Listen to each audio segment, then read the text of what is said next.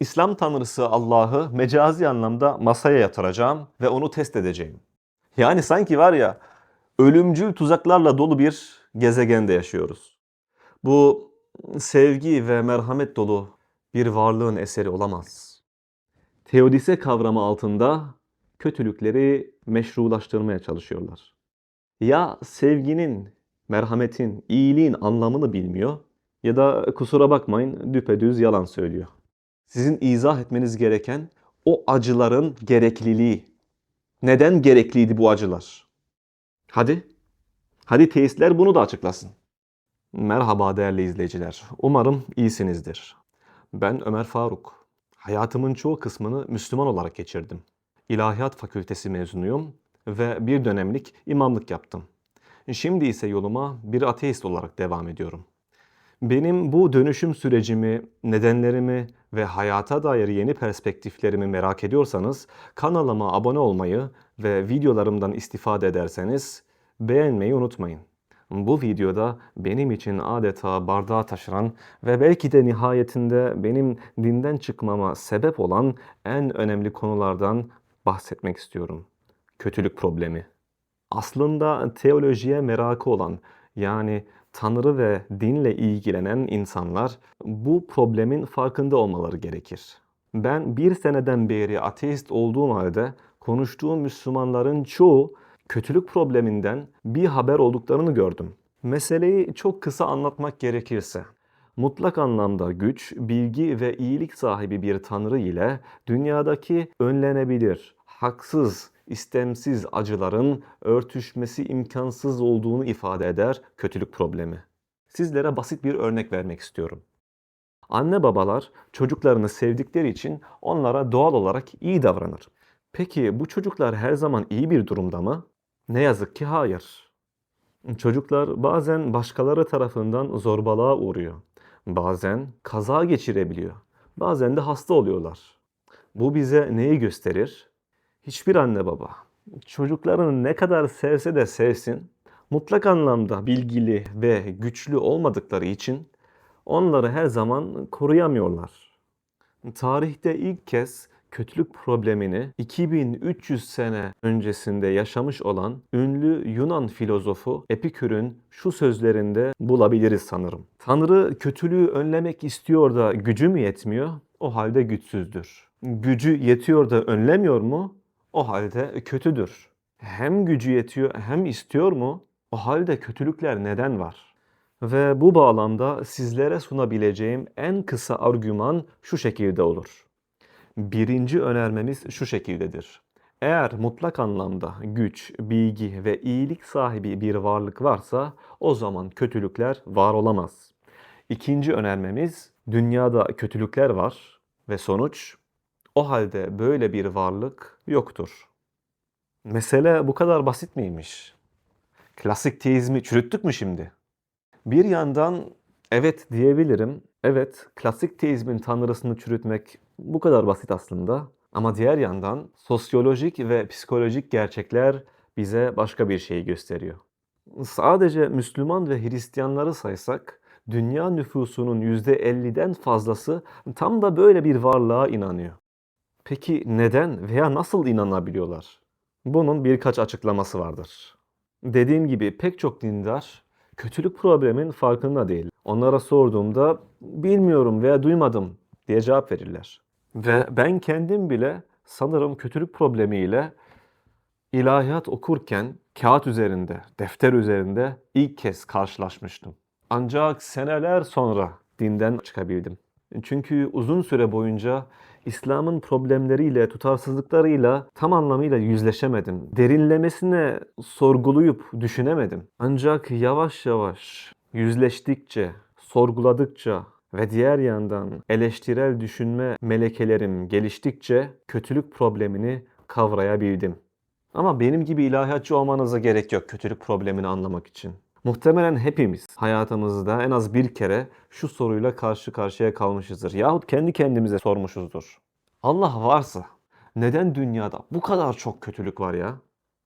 Bazen zihnimiz ama bize bu tür sorular hakkında derinlemesine düşünmemize izin vermez. Çünkü bizler Bir iddiaya, bir fikre, bir inanca, korku, endişe yahut sevgi ve aidiyet hissi gibi yoğun duygularla bağlıysak o zaman zihnimiz bunu sorgulamayı istemez. Ya ne yapar zihnimiz?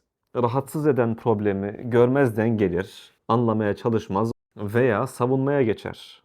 Kendisini tatmin edecek cevaplar arar. Çünkü duygusal olarak bağlı olduğu iddiadan vazgeçmek istemez. Bu videoda dindarlar için öne sürülen, çok kullanılan ve onlar üzerinde etkili olan bazı savunmalara cevap vereceğim. Ve bu savunmaların neden yetersiz olduğunu dilim döndüğünce sizlere anlatacağım. Şunu en baştan söyleyeyim değerli izleyiciler. Kötülük problemi insanı zorunlu olarak ateist yapmaz.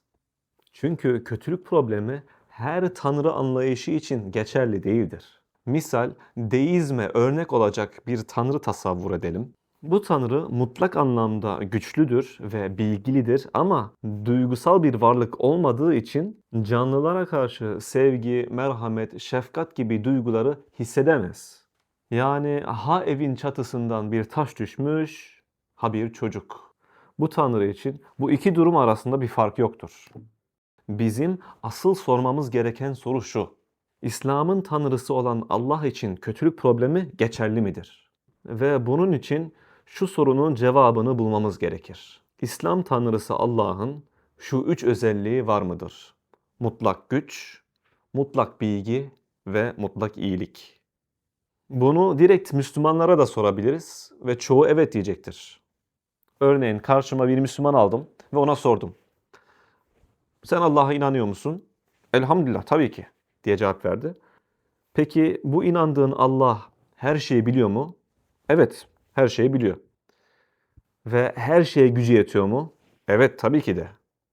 Peki son sorum, senin inandığın bu Allah mutlak anlamda iyi midir? Yani bize, canlılara, yarattıklarına karşı merhametli midir? Ve Müslüman şöyle cevap verir. Tabii sen ne diyorsun? O merhametlilerin en merhametlisidir. Ve sanırım Müslümanların çoğu aşağı yukarı böyle cevap verir. Haksız mıyım? Siz bu sorulara nasıl cevap verirdiniz? Ancak gelin bir de İslam'ın temel kaynağına göz atalım. Kur'an'da 30'dan fazla ayette ala kulli şeyin kadir ifadesi geçmektedir. Yani Allah'ın gücü her şeye yeterdir. O her şeye kadirdir ifadesi geçiyor. Bundan anlıyoruz ki Allah'ta mutlak kudret vardır. Tamam. 2. 20 ayette bikulli şeyin alim ifadesi geçiyor. Yani o her şeyi bilmektedir, bilendir. Tamam. O zaman mutlak bilgi özelliğine de sahip. Şimdi kaldı üçüncü özellik. Allah mutlak anlamda iyi midir? Bunun cevabı için öncelikle iyi nedir, kötü nedir? Bunların tarifini yapmamız gerekir. Bir canlının yaşam enerjisini artıran ve onu daha aktif ve canlı hale getiren her şey iyidir. Örneğin insan için yiyecek, içecek, sağlıklı sosyal ilişkiler. Kötü ise tam tersi bizim yaşam enerjimizi azaltan, daha cansız ve pasif hale getiren her şey. Buraya tüm istenmeyen acıları işte dahil edebiliriz. Zorbalık, dışlanma, hakaret, aşağılamaktan kaynaklanan psikolojik acılar olsun veya el darbesi yahut kanser gibi fiziksel acılar olsun, bunların tümü kötüdür. Ve iyilik, kötülük konusunda önemli bir ayrım, önemli bir nüans daha göstermek istiyorum size. Ahlakla, etikle ilgili alakalı olan ve olmayan iyilikler, kötülükler var. Misal, dağdan düşen taş bir insanın başına isabet etse bu onun için kötü olur. Fakat bunun etikle, ahlakla bir ilgisi yoktur. Ancak biri bilinçli olarak, kasıtlı olarak o taşı attıysa işte biz bu taşı atan kişiye de etik anlamda kötü deriz. Herhangi bir varlığı bu etik yargıya dahil edebilmemiz için iki şart gerek. O varlıkta bilinç lazım ve fiillerini gerçekleştirebilmesi için kudretli olması gerekiyor. Etik anlamdaki iyi ve kötüyü daha net anlayabilmek için sizlere muhtemelen daha önceden duymadığınız bir anlatım yöntemini sunmak istiyorum. Ve bunu psikoloji literatürünün bazı kavramlarından istifade ederek yapacağım. Anahtar kelimelerimiz sosyal, asosyal ve antisosyal olacaktır. Ancak ben bu kavramları klinik psikoloji alanından alıp daha nötr bir zeminde kullanacağım. Önce bu kavramları benim kullanmak istediğim minvalde tarif edeyim. Bilinçli, canlı varlıklar olarak hepimizin istek ve ihtiyaçları vardır, öyle değil mi? Biz bu istek ve ihtiyaçlara ulaşılması arzulanan hedefler diyelim. Ve bu bağlamda herhangi bilinçli bir aktör, bir başkasının ulaşmasını arzuladığı hedefinde ona destek olursa, yardım ederse, onun işini kolaylaştırırsa biz buna sosyal davranış diyelim. Ve sosyal davranışları genel olarak olumlu, güzel davranışlar olarak niteleriz. Ancak dediğim gibi ben bu kavramları daha nötr bir zeminde kullanacağım. Ve bundan ötürü en önemli faktör kontekst olacaktır. Yani olayın gerçekleştiği bağlam. Misal bir itfaiyeci hayvanları ve insanları kurtardığında sosyal davranış sergilemiş olur. Bu sosyal davranışa ve bu davranışı sergileyene etik anlamda iyi deriz. Ama gelin size farklı bir örnek daha vereyim. Hırsızlar gece vakti bir bankayı soymaya kalkıştı. Olay yerine gelen polis bir bakmışsın hırsızı engellemek yerine hırsıza yardım ediyor. Burada polis hırsıza karşı sosyal davranış sergilemiş oluyor. Ama bu kez bu sosyal davranışa ve bu davranışı sergileyene etik anlamda kötü deriz. Çünkü toplumdaki asayişin bozulmasına sebep oldukları için. Eğer polis hırsızlara yardım etmek yerine onları engellemiş olsalardı bu kez antisosyal davranış sergilemiş olurlardı. Hırsızın hedefine ulaşmasını aktif olarak engellediği için. Bu antisosyal davranışa ve bu davranışın sahibine burada etik olarak iyi deriz. Mal sahibinin malını ve toplumdaki düzeni koruduğu için. Fakat psikolojide antisosyal dendiğinde genel olarak başkalarına aktif olarak zarar vermek anlaşılır. Hepimiz sağlıklı olmayı arzularız. Bir başkası bize zarar verdiğinde bu arzumuzu aktif olarak engellemiş olur. Son olarak asosyal kavramına değinelim. Sosyal ve antisosyal davranıştan farklı olarak kişi asosyal davranışta aktif değil, pasif kalır. Örneğin trafik kazası olur ve diğer araçlar yaralılara yardım etmek yerine yollarına devam eder. Biz de bu duyarsız ve asosyal davranışlarından ötürü bu sürücüleri etik anlamda yargılarız ve onlara kötü deriz. Ama iyi asosyal davranışlar da olabilir. Misal çocukların gelişimi için onların yardıma her muhtaç olduklarında yanlarına koşmayıp kendi hallerine bırakıp eğitim açısından onların gelişimi için doğru davranış olabilir. Bu şekilde çocuklar kendi başlarına bir takım çözümler üretebilir ve daha bağımsız hale gelebilirler. Bu kavramları özetleyecek olursak, sosyal davranış bir başkasının ulaşmasını arzuladığı hedefi konusunda ona aktif olarak yardımcı olmak, destek çıkmak. Antisosyal davranış ise onu aktif olarak hedefine ulaşması konusunda engellemek ve asosyal davranış da müdahale etmemek, aldırış göstermemek anlamına gelir. Ve bu davranışların her birine ahlaki anlamda bir hüküm verebilmek için bağlamına bakmamız şarttır. Peki biz ne zaman birine işte bu kişi iyidir desek doğru demiş oluruz? Sahip olduğu sevgi ve empatiden dolayı başkalarına karşı sosyal, diğer yandan kötülükleri engellemek için antisosyal davranış sergileyen ve hangi durumlarda başkalarının işine müdahale etmemesi gerektiğini, yani asosyal kalması gerektiğini bilen birine rahatlıkla işte bu kişi iyidir diyebiliriz. Ve bir kişi bu iyilik tutumunu sürekli sergiliyorsa, istisnasız olarak sergileyebiliyorsa o zaman o kişiye sadece bu kişi iyidir desek haksızlık etmiş oluruz. Biz o kişiye mutlak anlamda iyidir dememiz icap eder.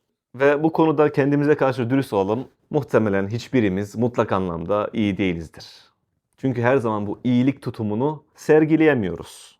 Şimdi nihayetinde sosyal, asosyal, antisosyal, etik anlamda iyi ve kötü gibi kavramları anladıktan sonra İslam'ın tanrısı olan Allah'a dönüp bakabiliriz. Acaba onda mutlak iyiliği bulabilecek miyiz? Kur'an'da benim yaptığım mutlak iyilik tarifini bulamayız ama mutlak iyiliği gerektiren nitelendirmelere rastlayabiliriz.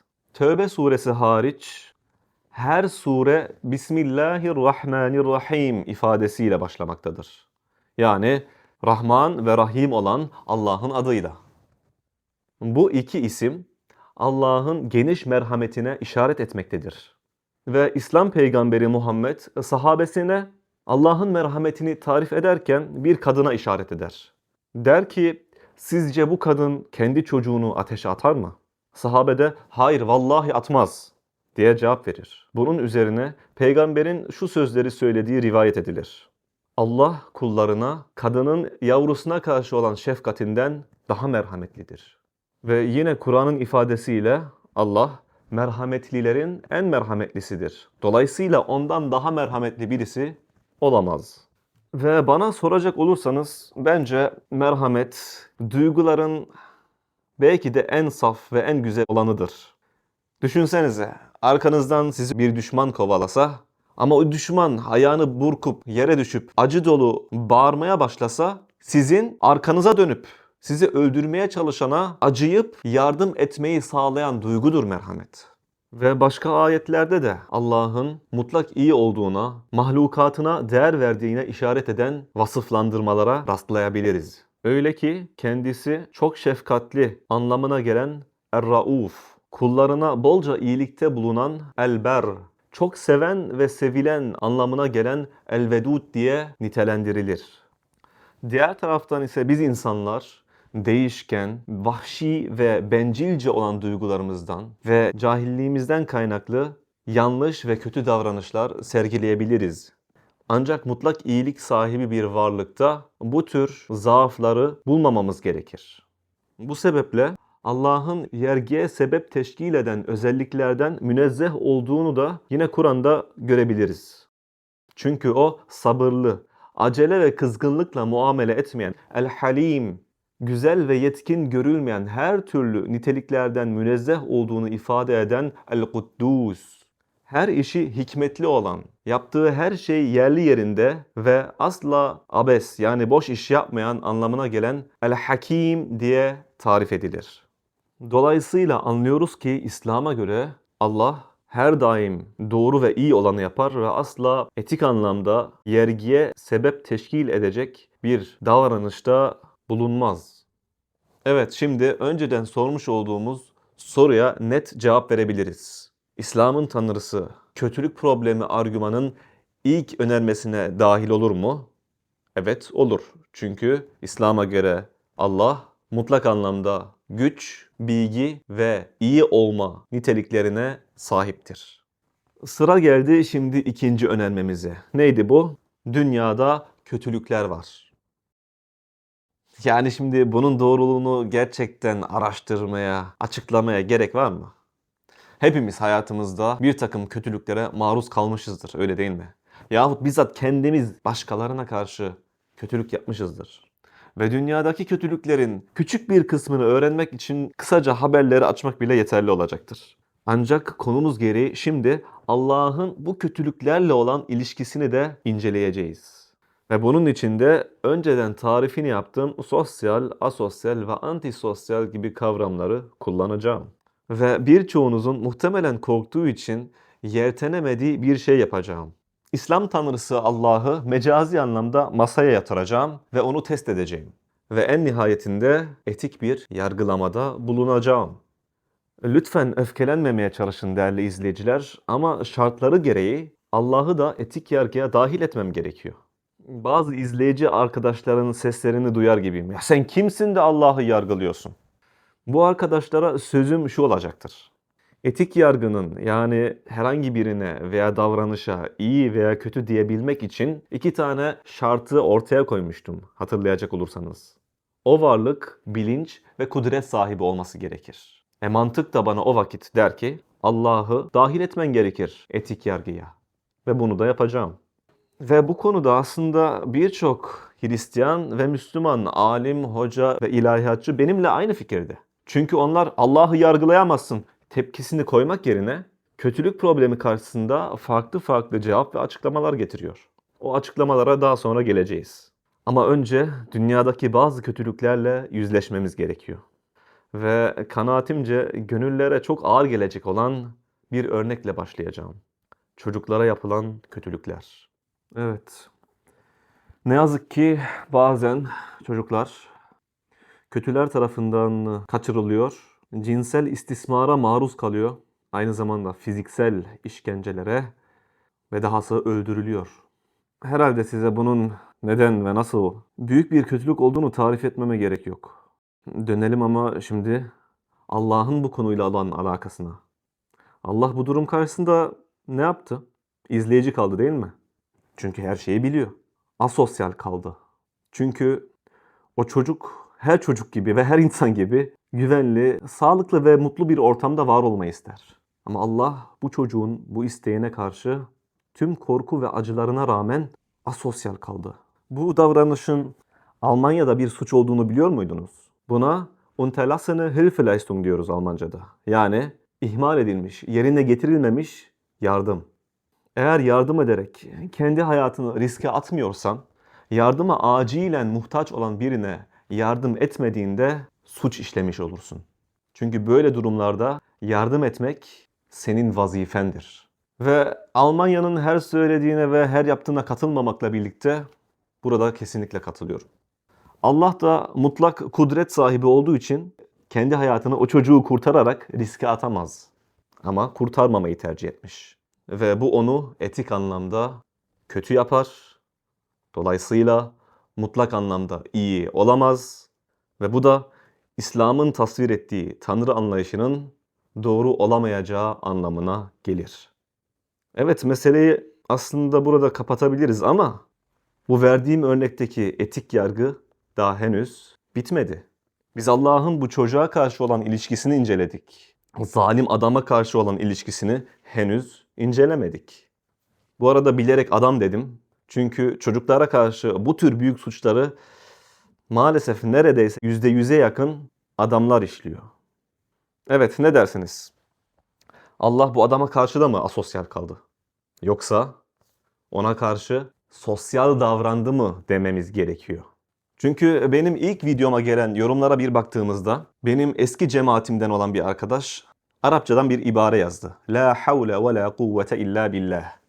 Ne anlama geliyor bu ibare? Allah vermedikçe kimsenin gücü, kuvveti yoktur. Dolayısıyla diyebiliriz ki Allah bu adama o çirkin fiilleri yapabilmek için güç, kuvvet verdi. Ve arkadaşlar bu sadece benim yorumum değil. Sünni kelamcıların görüşlerine bir baktığımızda onlar da benim dediğimi söylüyor. Bir fiilin meydana gelmesini sağlayan kudret Allah tarafındandır. Ve Allah bu adamın ne yapacağını bildiği halde şunu demedi. Bu adam şimdi şu çocuğa karşı korkunç düzeyde kötülükler yapacak. O halde bir süreliğine en azından bu adama güç kuvvet vermeyeyim demedi bunu. Güç kuvvet enerji vermeye devam etti. Ki adam o çirkin emeline ulaşsın. Ve Allah ikinci kez suçlu olur. Ama bu kez o adamın fiillerini gerçekleştirmek için verdiği enerji, güç kuvvetten dolayı hatta o adamın suç ortağı olur. Bakın size şöyle bir görsel hazırladım. Burada bu kötü adamı görebiliyoruz. Zalim adam. Mağdur olan çocuğa karşı antisosyal davranış sergilediği için etik anlamda kötü diyoruz. Ama bir figür eksik resimde. Bir saniye. İnandığınız Allah veya Tanrı. Çocuğa karşı Allah asosyal kaldı ona yardım etmeyerek.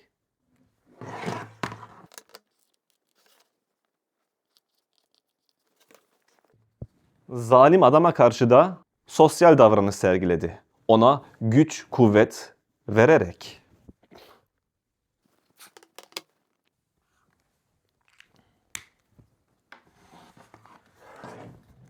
Ve etik anlamda bu iki davranış da kötü olarak yargılanır. Tabii bu sadece benim değerlendirmem. Sizler inancınızı muhafaza etmek için şöyle diyebilirsiniz. Tamam, doğrusu Allah çocuğa karşı asosyal, adama karşı sosyal davranış sergiledi ama bu benim için Allah'ı kötü yapmaz, o hala mutlak anlamda iyidir. Eğer bunu diyebiliyorsanız inancınızı koruyabildiniz demektir. Ben ise aklım, vicdanım, insanlığım gereği bunu diyemiyorum. Ve bu sebeple İslam'a olan inancımı kaybettim. Ama diğer yandan da aklımı, vicdanımı ve insanlığımı muhafaza edebildim herhalde. Gelelim şimdi başka tür kötülüklere. İnsan iradesinden bağımsız olan kötülükler. Depremler, şiddetli rüzgar ve hortumlar, yanardağlar, bakteri, virüs ve parazitler yahut kanser gibi ölümcül hastalıklar, doğuştan gelen genetik hatalar hepsi birer kötülüktür. Bazen hiç yağmur yağmaz kuraklık olur, bazen fazla yağar sel olur. Tamam, güneş olmadan yaşayamayız ama güneş bizim cildimizi yakabilir ve güneş ışınları bizim için tehlikelidir. Hem kansere sebep olabilir, hem gözlerimizi kör edebilir. Yani sanki var ya, ölümcül tuzaklarla dolu bir gezegende yaşıyoruz. Tekrar İslam'ın tanrısını bu tabloya dahil ettiğimizde sanırım iki tane ihtimalimiz var. Ya Allah bu tuzaklarla dolu fiziksel sistemi bu şekilde kurmuştur ve tüm bu doğal felaketler bu sistemin bir sonucudur. Ya da Tanrı bu olayları o anda yaratmayı, o anda gerçekleştirmeyi tercih etmiştir. Her iki durumda da sonuç değişmez. Canlıların sağlıklı, güvenli bir ortamda yaşama arzusu Tanrı tarafından aktif olarak engellenmektedir. Ve bu felaketlerin sorumlusu olan Allah'ı da acımasız, antisosyal ve etik açıdan kötü biri yapar. Ve hayatın gerçekleri yine doğrudan Kur'an'ın tasvir ettiği şefkatli ve sevgi dolu Tanrı tasavvuru ile doğrudan çelişir. Son olarak da bu dünyadaki kötülüklerle ilgili kendilerini bizim gibi ifade edemeyen ama yine bizim gibi istek ve ihtiyaçları olan hayvanlara özel olarak değinmek istiyorum. Soylarının %99'dan fazlasının tükendiğini biliyor muydunuz? 150 milyon seneden fazla sürmüş olan dinozorlar devrini örnek gösterebiliriz. Veya şu anda bizimle aynı zamanda aynı gezegeni paylaşan ama bizimle hiçbir ilgisi olmayan birçok hayvanı düşünebiliriz. Onlar da bizim gibi acı çekiyor. Misal bir yıldırımın çakmasıyla bir orman yangını başlıyor ve sayısızca hayvan yanarak yok oluyor. Bu yıldırımın ve yangının Allah'tan geldiğine inanıyorsunuz, öyle değil mi? Hayvanları canlı canlı yakarak öldürürken nasıl merhametlilerin en merhametlisi olabiliyor bu Tanrı? Yok. Yok. Bu sevgi ve merhamet dolu bir varlığın eseri olamaz. Ya merhametsiz, acımasız ve başkalarının acısından zevk alan sadist bir varlığın eseri olabilir ki ben buna da inanmıyorum. Ya da üçüncü ihtimal, işte bu benim inancım. Bilinç sahibi olmayan doğanın işleyişi. Bu şekilde arkadaşlar. Doğanın işleyişi gereği yıldırım çakar. Bu bir ağaca isabet edebilir. Ağaç yanar ve bu ormanın yanmasına sebep olabilir ve canlılar ölür. Ve bu şekilde dünyadaki tüm istenmeyen acıları izah edebiliriz. Değerli izleyiciler, buraya kadar Allah ile dünyadaki kötülüklerin ilişkisini incelemeye çalıştık. Ve böylelikle ikinci önermeyi de yeterince işledik herhalde.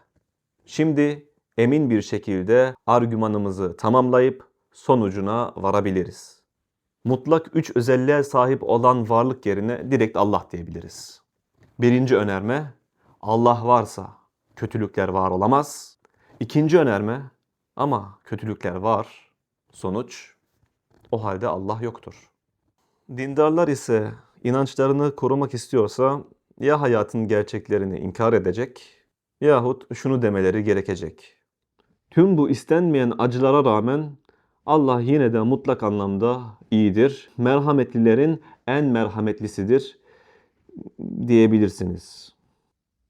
Ama o zaman ben de şunları demem gerek. Eğer iyilik buysa, merhamet buysa, o zaman ben bu kavramların manalarını bilmiyorum. Hayır, tam tersi.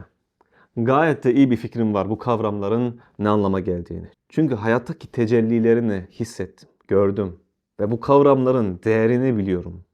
Ve hiçbir insanın ve hiçbir dinin ve ideolojinin bu çok ama çok değerli olan ve önemli olan kavramların içlerinin boşaltmalarına izin vermek istemiyorum. Bana kimse kötülüğü iyilik diye satmaya kalkışmasın. Ama ne yazık ki gerçekten satabiliyorlar. Nasıl bunu yapıyorlar biliyor musunuz? Teodise diyerek. Teodise kavramı altında kötülükleri meşrulaştırmaya çalışıyorlar. Peki anlamı nedir bu kavramın? Yunanca tanrı anlamına gelen theos ve adalet anlamına gelen dike kelimelerin birleşmesinden oluşur. Kısaca manası şudur. Kötülük problemi argümanı karşısında Tanrı'yı nasıl savunabiliriz ve tüm bu istenmeyen acılara rağmen Tanrı'yı nasıl haklı çıkarabilirizin çabasıdır. Ve bu bağlamda Tanrı'yı savunan kişilerin Müslüman olsun, Hristiyan olsun genellikle alim, hoca, ilahiyatçı kişilerden oluştuğunu görebiliyoruz. Yani benim eski meslektaşlarım. Ve bu arkadaşların yazıp çizdiklerini okuyunca şunu fark ettim kendimde. Böyle biraz öfke, iğrenti gibi olumsuz duyguların meydana geldiğini. Ve bu duygularımda haklı olduğumu da düşünüyorum. Çünkü kötülük savunulmaz. Kötülük savunulmaz arkadaşlar. Kötülüğü savunmak başlı başına ayrı bir kötülüktür. Tanrı'yı savunanlar ise bunu yaparken ya gerçek olan acıları hafife alıyor yahut makul olmayan ve tüm gerçekleri içinde barındırmayan eksik örneklerle manipülasyon yapıyor. Ama daha fazla laf uzatmadan gelin hep beraber Teodise'nin içine girip bir bakalım benim eski meslektaşlarım ne demiş. Dünyadaki zulümler, acılar hepsi Allah'ın bizler için hazırladığı imtihanın bir parçasıdır ve ahirette her şey telafi edilecektir. Zalimler cezalandırılacak, mazlumlar da cennete gidip sonsuz mutluluğa kavuşacaktır diyorlar. İmtihan fikri birçok sebepten ötürü absürttür. Ancak onun absürtlüğünü Cehennem Problemi videosunda detaylıca izah edeceğim. Yine de kısaca imtihan meselesini biraz açalım. Allah'ın insanlar için düzenlediği imtihan temelde iki sorudan oluşur. 1. Allah vardır önermesini kabul edecek misin, etmeyecek misin? Ve 2. İslam'ın tanrısı olan Allah'ın taraftarı yani Müslüman olacak mısın ya da olmayacak mısın? Dünyadaki acıların bu imtihanın birinci kısmıyla hiçbir ilgisi yok. Yani bu acılar bizleri Allah vardır iddiasını kabul veya reddetme açısından bir yere götürmez. Ama şunu diyebiliriz. Bu acılar imtihanın ikinci kısmıyla alakalıdır. Yani Allah önce insanları acılara maruz bırakacak, ardından onlardan şunu bekleyecek. Ben şimdi senin canını acıttım, sevdiklerini elinden aldım evet. Bunlara rağmen benim taraftarım olmaya devam etmelisin. Beni her şeyden üstün tutmalısın, her şeyden fazla sevmelisin ve beni merhametlilerin en merhametlisi diye anmak zorundasın. Ve bunları yapmazsan ahirette benim taraftarım olmayanlar için hazırladığım cehennem ateşinde ebedi olarak yanacaksın. Özetle İslam'ın imtihanı bundan ibaret. Ne kadar da hikmet, merhamet ve iyilik dolu bir imtihan, öyle değil mi? Ya bir düşünsenize, bir baba çocuğunu test etmek için dövüyor.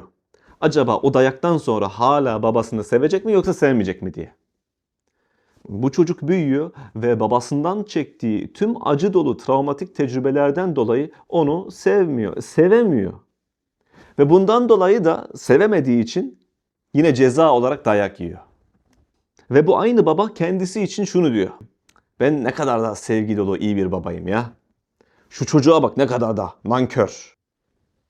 Ben sadece bir baba olarak çocuğumun bana karşı sadakatini test etmek istedim. Ona acılar çektirerek. İşte bu söz konusu olan baba veya Tanrı hiç fark etmez. Ya sevginin, merhametin, iyiliğin anlamını bilmiyor. Bu kelimeleri yanlış kullanıyor ya da kusura bakmayın düpedüz yalan söylüyor. Yahu bizzat kendisi kötülük içeren bu imtihanla mı kötülük problemini çözeceksiniz? Ciddi olamazsınız. İmtihanın kendisi etik açıdan meşru olmadığı için problemi imtihan fikriyle çözmeye çalışan tüm açıklamalar aslında suya düşer. Ayrıca bu açıklama birçok gerçek olan acıları görmezden gelir. Misal hayvanların, çocukların ve zihinsel engelli olanların. Bu gruptaki canlılar yapıları gereği imtihana tabi tutulamazlar. Ama yine de bu canlılar da bir takım büyük acılara maruz kalmak durumunda. Ama bazı dindar insanlar gerçekten şu sözleri söyleyebiliyor. Merak etme, merak etme. Allah her şeyi telafi edecek. O ölen, öldürülen çocuklar var ya, onlar melek olup cennete uçtu. Bu açıklamanın nesini kabul edeyim ya? Bu açıklamanın nesini kabul edeyim ben ya? Sizin izah etmeniz gereken o acıların gerekliliği. Neden gerekliydi bu acılar? Neden hayvanlar, çocuklar, zihinsel engelliler acı çekmek zorunda?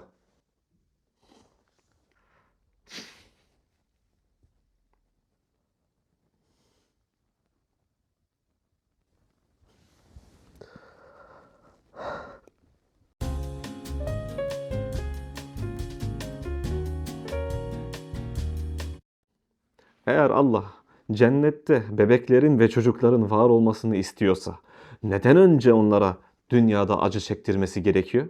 Direkt cennette var edemez miydi onları? İleride telafi edecek diyerek bu masum canlara acılarını çektiren Tanrınızı haklı çıkaramazsınız. Gelin hepimiz biraz Allah gibi davranalım o zaman. Şöyle alalım karşımıza bir çocuğu. Yanakları kıpkırmızı olana kadar tokatlayalım. Arkasından da telafi olsun ya. İstediği kadar oyuncak, şeker hediye edelim. Gönlü ne istiyorsa. Yapmayın ha bu arada böyle bir şey. Sadece örnek olsun diye dedim. Ama bunu yapana ne dersiniz? Ben en hafif tabiriyle herhalde akli dengesi yerinde değil bunun derim. Ama iyi ve bilge kişi kesinlikle demem. Ve yanlış anlaşılmak istemiyorum bu arada. Bu ödül ceza fikri aklı çalışan yetişkin bireylerin çektikleri acıları da haklı çıkarmaz. Çünkü Allah'ın verebileceği herhangi bir ödül önceden çekilmiş olan acıları ortadan kaldırmıyor, yok etmiyor. Ve bazı acıların öyle kolay bir telafisi de yok. Örneğin binbir zahmetle bir anne babanın çocuğu oluyor. Sağlıklı bir şekilde büyüyüp gelişmesini istedikleri ama hastalık sebebiyle ölmüş çocukların acısını hangi bir ödül telafi edebilir? Yahut tecavüz kurbanı olmuş bir kadına ödül vermek ne kadar doğru bir davranış. Ama işte faili cezalandıracak ya. Ben de diyorum ki niye baştan önlemedi? Niye izin verdi? Neden asosyal kaldı? Tecavüze uğrayan mağdurlara değer verseydi, onlara karşı merhametli olsaydı, onları baştan korurdu. İzin vermezdi bu kötülüklere. Ama işte özgür irade var ya ondan dolayı müdahale etmiyor. Öyle mi? Burada küçük bir parantez açmak zorundayım. Özgür iradenin kendisi tartışmalı bir konu bir kere. Yani insanın özgür iradeye sahip olup olmadığı kesin değildir. Misal ben felsefi bir pozisyon olarak determinizmi benimsediğim için özgür iradeye inanmıyorum. Hayatımda hiçbir zaman duygularımı ben seçtiğimi hatırlamıyorum mesela. Siz kendiniz seçebiliyor musunuz? Ve temelde irademizi de davranışlarımızı da duygularımız şekillendirir. Neyse dediğim gibi özgür iradenin varlığı tartışmalı bir konu. Ama dindar muhatabımın genellikle özgür iradeyi kabul ettiği için ben de bu tartışma gereği özgür irade varmış gibi argümantasyonumu sürdürmeye devam edeceğim. İddia şu şekildedir. Kötülük özgür iradenin yan ürünüdür. Çünkü insan kötülüğü seçemezse o zaman özgürlükten söz edemeyiz. Buna cevabım şöyledir. Ben mutlak iyi bir tanrı kötülüklere izin vermez derken bazı dindarların zihninde şöyle bir resim canlanıyor. Allah her şeye müdahale etse o zaman hayat yaşanmaz olur. Ben Allah her davranışımıza müdahale etsin demiyorum ki zaten. Ama kötü niyetli insanların net zararlı olan eylemlerini engellemesi mutlak iyilik sahibi bir Tanrı'dan beklenirdi. O ise tam tersini yapıyor. Kötülüklerini sürdürebilmeleri için onlara güç kuvvet veriyor. Bakın, katılıyorum. Özgürlük çok önemli bir değerimizdir. Ama her konuda değil. Bazı konularda sınır çizmemiz gerekiyor. Başkalarının emniyetine, bedensel veya ruhsal sağlığına tehdit, tehlike unsuru oluşturduğun an işte orada senin özgürlüğün biter. Bir çocuğun iyiliği zalim bir adamın pis ve vahşi iradesinden elbette daha değerlidir. Ve sanırım bunu anlamak için mutlak iyi olmaya gerek yok. Biraz iyi olsak yeter. Özgür irade deyip inandığınız Tanrı'nın asosyal tutumunu temize çıkaramazsınız. Değerli izleyiciler, gelin özgür irade konusunda bir düşünce oyunu yapalım. Bir dünya hayal edelim ve o dünyada tek bir kötü insan olmasın. Bu özgür iradenin yokluğuna mı işaret eder? Hayır. Çünkü kötülükleri bildikleri halde her defasında kendi özgür iradeleriyle iyiliği seçen insanlar olabilir bunlar. Ayrıca iyilik de tek bir seçenekten oluşmuyor ki. Biri bana iyi sabahlar dilediğinde ben ona farklı şekillerde cevap verebilirim. Ya ona aynısını diyebilir veya günaydın kardeşim yahut sana da mutlu sabahlar dilerim diye karşılık verebilirim. Yani çeşit çeşit iyilikler arasında insan seçim yapabilir. Zaten bizzat İslam öğretisinin kendisinde özgür iradeye sahip olmalarına rağmen kötülük yapmayan insanların varlığına işaret ediliyor. Öyle değil mi? Peygamberlerin sıdık yani doğru sözlü olma, emanet, güvenilir olma, ismet, günah işlememe özellikleri yok mu? Var İslam'a göre. Bu peygamber dediğimiz insanlar özgür iradeye sahip olmayan insansı robotlar mı? Başka bir örnek daha vereyim size. Kur'an kursu hocalığı yaparken öğrencilerim bana bu soruyu sık sık sorardı. Hocam cennette günah, kötülük yapacak mıyız? El cevap hayır. Cennetteki insanların artık kötülük duyguları olmadığı için kimse kimseye kötülük yapmaz. Peki cennettekilerin özgür iradesi yok mu? Yani anlatacağım şu. Hem özgür iradeye sahip olmak hem kötülük işlememek mümkünmüş. Madem böyle bir imkan var, Allah ne diye iyi insanlarla dolu bir dünya yaratmadı? Onun yerine sürekli kendini hayatın merkezine koyan narsistleri, egoist amaçlarına ulaşmak için tüm yolları mübah gören makyavelist sosyopatları yaratmayı tercih ettiyse kimse bana lütfen sevgi dolu bir Tanrı'dan bahsetmesin. Hadi teistler bunu da açıklasın. Özgür irade bu dünyadaki acıları meşrulaştıracak bir açıklama gücüne sahip değildir. Zaten deprem ve hastalıklar gibi insan iradesinden bağımsız kötülükler için özgür irade hiçbir çözüm sunamaz. Sanırım hepimizin hemfikir olduğu bir konu var ama. Merhamet, şefkat ve yardımlaşma güzel hasletlerdir. İyilik de zaten bunları gerektirir. Ama bazıları şöyle diyor. İyiliği gerçekten anlayabilmek için kötülüğe ihtiyacımız var. İyi olmadan kötü olamaz, kötü olmadan da iyi olamaz. Gelin bu iddiayı da inceleyelim. Yine sadece iyi insanlardan oluşan bir toplum düşünelim. Bu insanlar şimdi iyi nedir bilemez mi? Elbette bilirler. Çünkü insan bizzat iyiliğin kendisinden haz alır. Bir selamlama, hal hatır sorma, bir yardımlaşma bunların tümü bizi mutlu eder. Sağlıklı olmak, iyi beslenebilmek bunlar bize iyi gelir. Allah'ın her günü binlerce çocuk açlıktan ölmesi mi gerekiyor? Sağlıklı beslenmenin faydasını, iyiliğini bilmek için. Tamam, bazen kötülüğü bilirsek iyiliğin kıymetini daha iyi anlarız. Buna katılıyorum. Ama bunun için bizzat kötülüğün yaşanması gerekmez. Tanrı örneğin herkese vahiy yoluyla kötülüğün çirkinliklerini bildirebilir ve bu şekilde insanların empati kabiliyetlerini güçlendirebilirdi. Ve bu şekilde hiçbir kötülük aslında yaşanmış olmaz. Yani iyiliğin değerini anlamak için ne kötü insanlara ne de doğal afetlere zorunlu olarak ihtiyacımız var. Yoksa Allah'ın bunu yapmaya gücü yetmiyor mu? Bir başka buna benzer bir iddia da şöyledir. Allah kötülüğü bizim olgunlaşmamız için bir nevi bir eğitim metodu olarak kullanıyor. Bu sayede sabır, merhamet ve adalet gibi değerleri öğreniyoruz. Yine aynı soru cevapsız kalıyor. Allah'ın bizlere bu güzel hasletleri şiddetsiz, zararsız, acısız öğretmeye gücü yetmiyor mu? Üstelik uluslararası eğitimde başarılı olan ülkelere bir baktığımızda şunu görüyoruz. Korkutma ve şiddet, modern eğitim bilimleri, psikoloji ve çocuk gelişimi uzmanları tarafından iyi ya da etkili yöntemler olarak kabul edilmez. Tam tersine bunlar eğitim sürecine zarar veren, öğrenci psikolojisini bozan ve kalıcı olumsuz etkiler bırakan yöntemlerdir. Çünkü bunlar travmatiktir. Beynimiz ise travmanın olduğu yerde bulunmak istemez. Yoksa Tanrı insan psikolojisinden anlamıyor olabilir mi?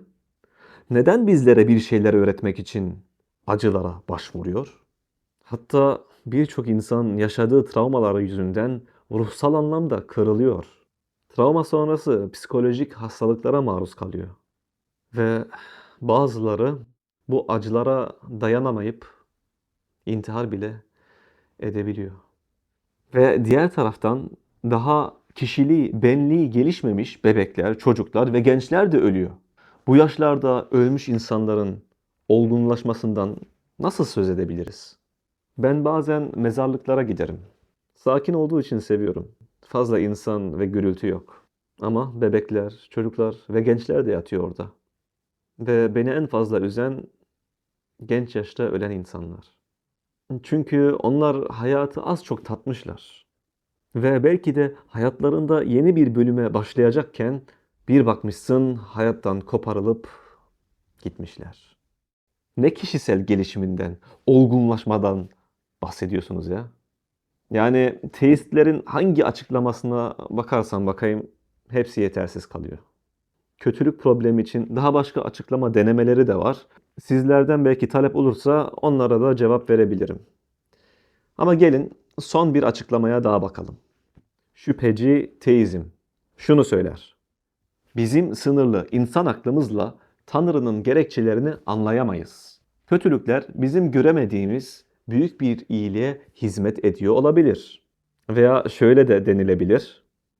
Allah kötülüklere sebep olurken yahut müsaade ederken belki iyi sebepleri vardır. Bu sebeplerden ötürü de mutlak iyi olma sıfatını kaybetmez. Bu artık kanaatimce teistlerin kötülük problemi karşısında tatmin edici bir cevaplarının olmadığının itirafıdır. Zaten bazı önemli açıklamalarını inceledik ve hiçbirinin duygusal ve entelektüel açıdan tatmin edici olmadığını sizlere anlattım. Ve şüpheci teizmi benimseyenler de sanırım bu konuda benimle aynı noktaya geliyor. Çünkü bunca acıları izah edemeyince sanırım artık onlara son bir çıkış yolu olarak şüpheci teizm kalıyor. Aslında yaptıkları şey şu. Kimsenin bilmediği bir takım sebepler varsayarak Tanrı'ya ve dine olan inancı ayakta tutmaya çalışmak. Ve bu şüpheci teizm yaklaşımını Kur'an'da da bulabiliriz. Bakara suresinin 30. ayetine bir bakalım. وَإِذْ قَالَ رَبُّكَ لِلْمَلَائِكَةِ إِنِّي جَاعِلٌ فِي الْأَرْضِ خَلِيفَةً قَالُوا أَتَجْعَلُ فِيهَا مَن يُفْسِدُ فِيهَا وَيَسْفِكُ الدِّمَاءَ وَنَحْنُ نُسَبِّحُ بِحَمْدِكَ وَنُقَدِّسُ لَكَ قَالَ إِنِّي أَعْلَمُ مَا لَا تَعْلَمُونَ. Kısaca Allah meleklerine ben dünyada bir halife yaratacağım diyor. Yani dünyadaki yönetimi üstlensin diye insanı yaratacağım diyor. Ve melekler de herhalde insanın yapacağı kötülükleri öngörerek şu soruyu Tanrı'ya soruyor. Orada fesat çıkaracak, kan dökecek birini mi var ediyorsun? Allah'ın buna cevabı ise şöyle. Ben sizin bilmediklerinizi bilirim. Bu nasıl bir cevap şimdi? Bu sorunun cevabı değil. Bu sadece şu anlama gelir. Ben sizden üstünüm. Ben sizden daha bilgiliyim. Benim yaptıklarımı sorgulamayın. Ve Bakara 216'da bir benzerini görebiliriz. كُتِبَ عَلَيْكُمُ الْقِتَالُ وَهُوَ كُرْهٌ لَكُمْ وَعَسَىٰ أَن تَكْرَهُوا شَيْئًا وَهُوَ خَيْرٌ لَكُمْ وَعَسَىٰ أَن تُحِبُّوا شَيْئًا وَهُوَ شَرٌّ لَكُمْ وَاللّٰهُ يَعْلَمُ وَأَنتُمْ لَا تَعْلَمُونَ. Ne diyor? Sizin hoşunuza gitmese bile Allah size savaşmayı emretti. Ya aslında savaş çok berbat bir şey. Peki Kur'an muhataplarına neden savaşmaları gerektiğini açıklıyor mu? Yok, sadece Allah biliyor, siz ise bilmiyorsunuz deyip meseleyi kapatıyor ayette. Ve Enbiya 23'te la yus'elu amma yef'alu. Allah'ın yapıp ettikleri sorulamaz ifadesinden Allah'ı sorgulamak ve dolayısıyla bu konuda eleştirel düşünmenin yasaklandığını anlayabiliyoruz. Ancak eleştirel düşünen ve düşünebilen bireyler için bu yönlendirmenin, yani sorgulama, düşünme, sadece inan ve güven, bu yönlendirmenin pek bir etkisi ve değeri olmaz. Çünkü bizler kanıtların izinden gitmeye çalışıyoruz. Ve dünyaya bir baktığımızda nice önlenebilir, anlamsız ve gereksiz acıları, kan ve gözyaşlarını görebiliyoruz. Ama ne yazık ki bu tür yönlendirmeler birçok insan üzerinde etkili olabiliyor. Ve bu durum aslında hem bireysel hem toplumsal anlamda birçok olumsuzluklara yol açabilir. Çünkü tam da bu şekilde insanlardan düşünmeksizin ve sorgulamaksızın bir taraftarlık beklenir. Ve insan aklını ve vicdanını bir kere teslim ettiyse artık onu istedikleri gibi kullanabilirler. Ve ben bu uyarımı sadece İslam ve Allah için yapmıyorum. Kim olursa olsun, hangi dini veya siyasi grup olursa olsun, eğer sizlerden sorgulamaksızın, düşünmeksizin, kayıtsız şartsız bir taraftarlık istiyorlarsa muhtemelen orada ciddi sıkıntılar vardır. Şüpheci teizm yaklaşımını hayatın başka alanlarına uygularsak, bakın ne kadar büyük sıkıntılar ortaya çıkabilir. Örneğin vatandaşlar bilmem ne ülkenin bilmem ne başkanı hakkında şöyle bir inanca sahipler. Bu adam iyidir, iyi bir siyasetçidir. Ancak bakıyoruz ve kanıtlar bu adamın kötü biri olduğunu gösteriyor. Ama onun taraftarlarının öyle güçlü bir inancı var ki her olumsuzluk karşısında ya onun vardır bir bildiği, vardır bunun da iyi bir açıklaması diyerek tüm onun aleyhinde olan kanıtları görmezden gelebiliyor. Çok şükür ki benim böyle bir düşünce tarzım ve inancım yok. Ya kendim için düşünüyorum da, misal benim eşim, partnerim olsaydı elbette bana karşı sadık olmasını beklerdim. Ancak beni aldattığına dair ciddi kanıtlar olsa, işte ne bileyim gizli telefon görüşmeleri ve yazışmalar, şüpheli davranışlar, ses kayıtları ve fotoğraflar vesaire atıyorum kafadan. Ne yaparım böyle bir durumda? Alırım onu karşıma ve sorgularım. Bunları açıklamanı istiyorum derdim ona. Şimdi partnerim ya da eşim Tanrı gibi cevap verse şöyle diyebilir. Ya Ömer sen beni nasıl sorgulayabilirsin? Nasıl benden şüphelenebilirsin? Çok ayıp ama. Bak ben ne yaptığımı biliyorum, tamam mı? Sen ise bilmiyorsun. O yaptığım her şeylerin iyi sebepleri, iyi açıklamaları var. Bana güven ve inan ve daha fazla beni sorgulama, tamam mı? Sizce ne diyeyim? Tamam mı diyeyim? Ona karşı olan inancımı, yani bana sadık olduğuna dair olan inancımı muhafaza mı edeyim? Yoksa bana aslında herhangi bir açıklama sunmadığı için bu inancımı askıya mı alayım? Ne dersiniz? Böyle bir durumda sizin cevabınız ne olurdu? Eğer birçok dindar gibi düşünecek olsaydım, tamam deyip ilişkiye devam edebilirdim. Ama dediğim gibi ben böyle bir insan değilim. Böyle bir durum karşısında benim cevabım net olurdu. Bundan böyle sen yoluna, ben kendi yoluma. Bir de muhtemelen ya sen kimin aklıyla dalga geçtiğini düşünüyorsun derdim herhalde. Evet, aklımla dalga geçilmesini sevmem. Bundan ötürü şüpheci teizmi de ciddiye alamam. Çünkü bir insana kanıtları görmezden gel demek, aklını çalıştırma demek gibi bir şey. Değerli izleyicilerim, burada sizlere samimi bir tavsiyede bulunmak istiyorum. Eğer bir meseleye değer veriyorsanız, sizin için önemliyse Ancak orada ciddi bir problem fark ettiyseniz veya bir tutarsızlık, aman vardır bunun da iyi bir açıklaması, vardır onun bir bildiği gibi geçiştirmeli cümleleri kesinlikle kabul etmeyiniz. Ben İslam'ı ciddiye aldığım için bu sorunları görmezden gelemedim. Hakikate ve dürüstlüğe de değer verdiğim için geçen yıl bu dinden ayrıldım. Önemsemeseydim, ciddiye almasaydım İslam'ı belki hala Müslüman kalabilirdim. Eğer kötülük problemine karşı sizin iyi bir açıklamanız varsa buyurun lütfen çekinmeden paylaşın yorumlarda. Fakat yoksa neden hala inanıyorsunuz bu Tanrı'ya? Ben bu videomdan ötürü aslında sadece iki şey umuyorum. Birincisi beni ve benim gibi düşünenleri anlamanızı ve ikincisi sizlere yeni bir perspektif kazandırmak istedim. Günlük hayatlarımızda başkalarına karşı hangi davranışları daha sıklıkla sergiliyoruz? Sosyal mi, asosyal mi yoksa antisosyal mi? Ve çevremiz bize karşı hangi tutumları daha fazla gösteriyor? Yapabilseniz hangi türü davranışları daha arttırmak yahut azaltmak isterdiniz? Ben mesela hem kendi iyiliğim hem çevrem için iyi olan sosyal davranışlarımı ve diğer yandan kötülüklerin karşısında olmak için antisosyal davranışlarımı arttırmak isterdim. Tabi burada kendi güvenliğimi de düşünmem gereklidir. Belki de dünyadaki kötülükleri azaltacak ve iyilikleri artıracak tek bir güç vardır. O da biziz. Biz insanlar. Eğer bunca acıların, dökülen kan ve gözyaşların dinmesini istiyorsak asosyal kalamayız. Mazlumların yanında sosyal, zalimlerin karşısında antisosyal olmamız şarttır. Tekrar görüşmek dileğiyle kendinize iyi bakın, sağlıcakla kalın.